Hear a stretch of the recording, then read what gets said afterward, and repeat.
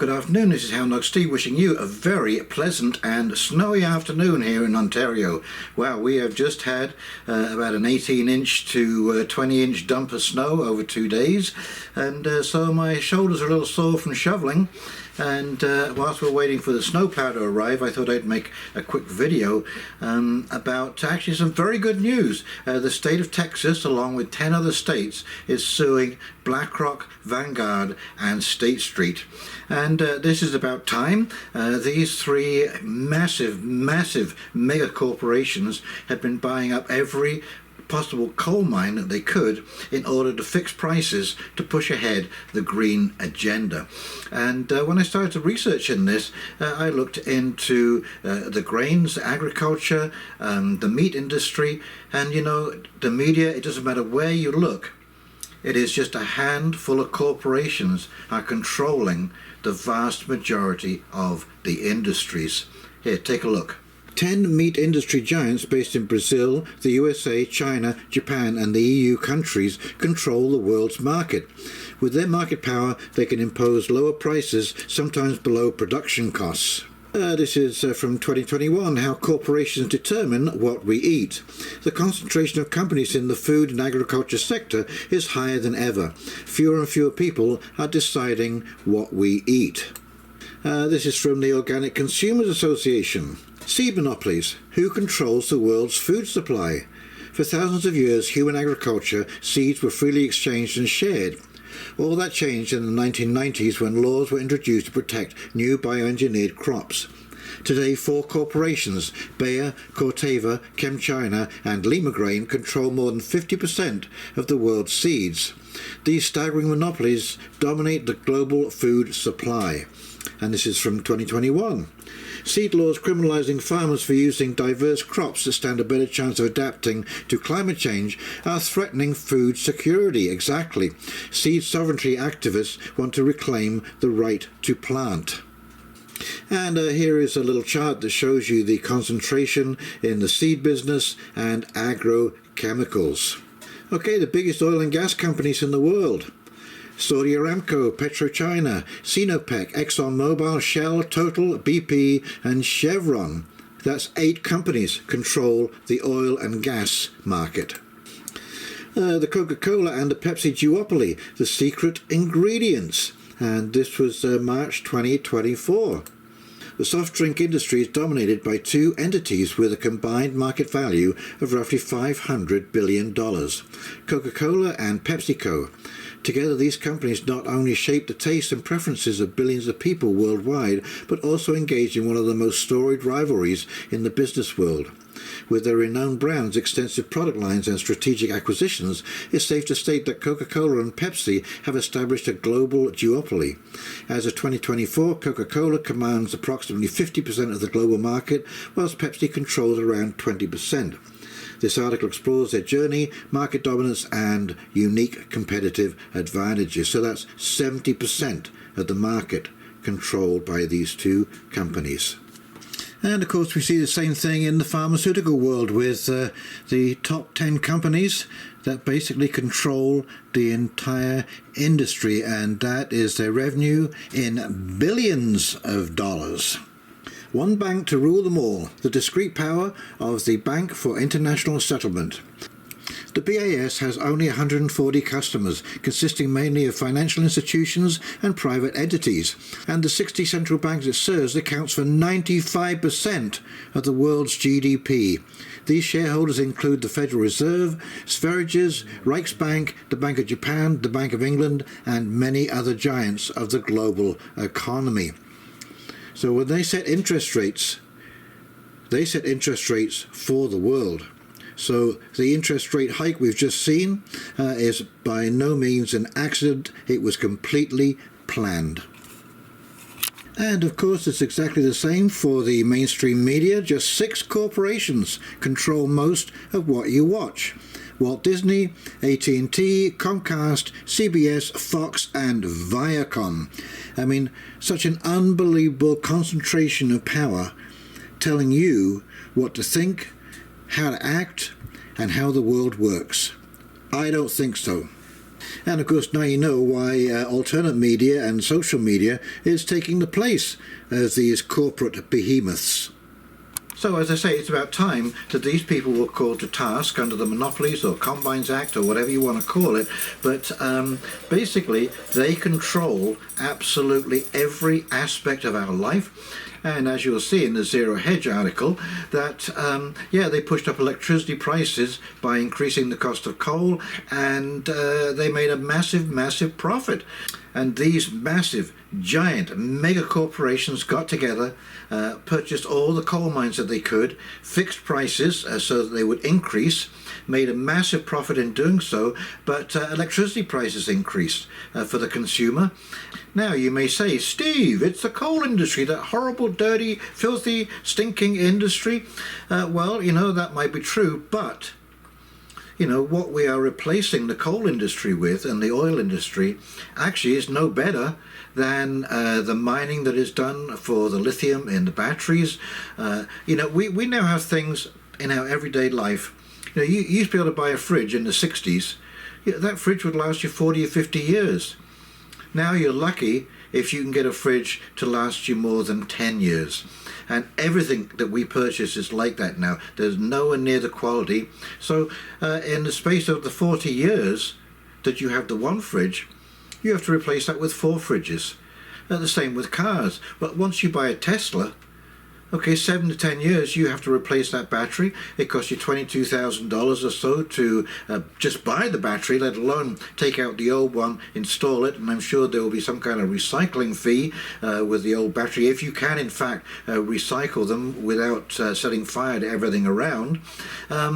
Who's going to do that? Who is going to spend $60,000 on an initial purchase of a Tesla? And then every 10 years another $22,000 in a battery, when they know that the average consumer, and you can tell this by the lease lengths, 2 to 3 years, the average consumer keeps a vehicle 2 or 3 years. Well, you can't sell a Tesla halfway through its battery life.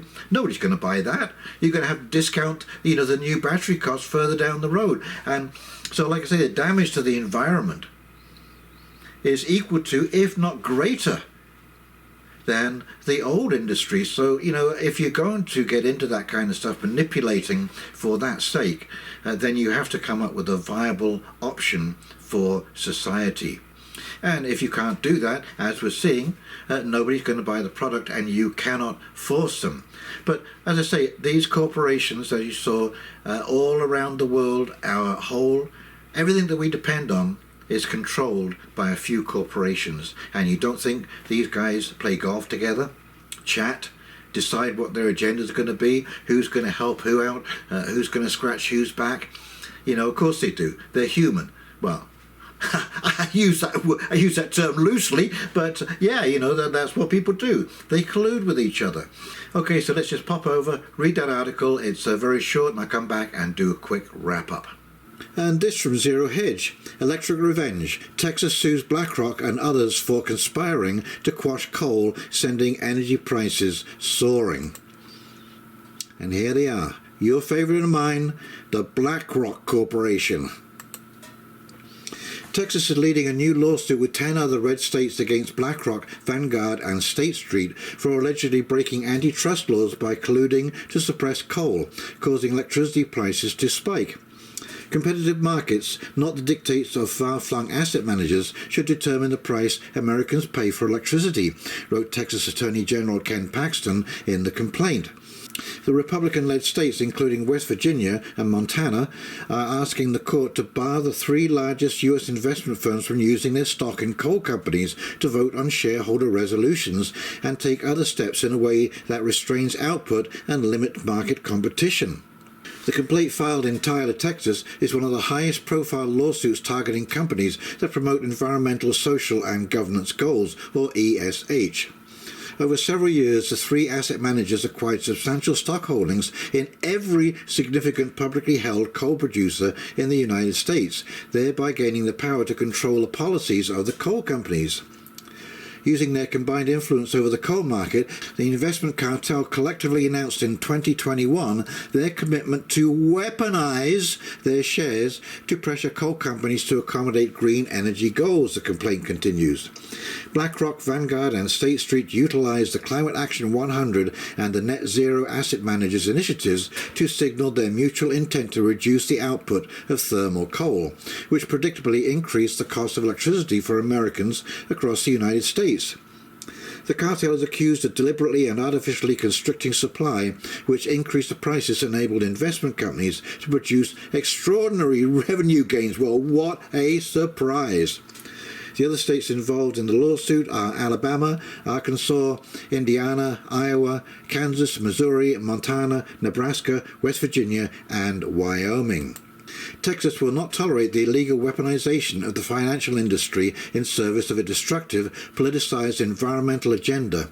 BlackRock, Vanguard and State Street formed a cartel to rig the coal market, artificially reduce the energy supply and raise prices, said Paxton in a statement.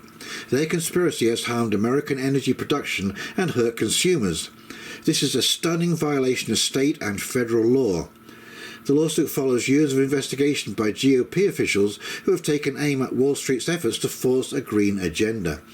Specifically, the lawsuit accuses BlackRock, Vanguard and State Street of using their shareholdings in Peabody Energy Corp, Arch Resources Inc. and others to press management to cut their carbon emissions starting in 2021, at the height of the ESG boom.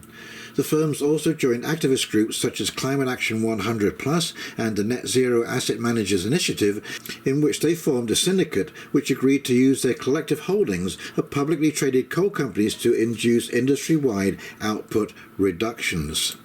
The suit repeatedly refers to allegations that BlackRock, Vanguard and State Street have the power through their large shareholdings to constrain the supply of coal, which significantly diminishes competition in the market and produces cartel-level profits for the firms.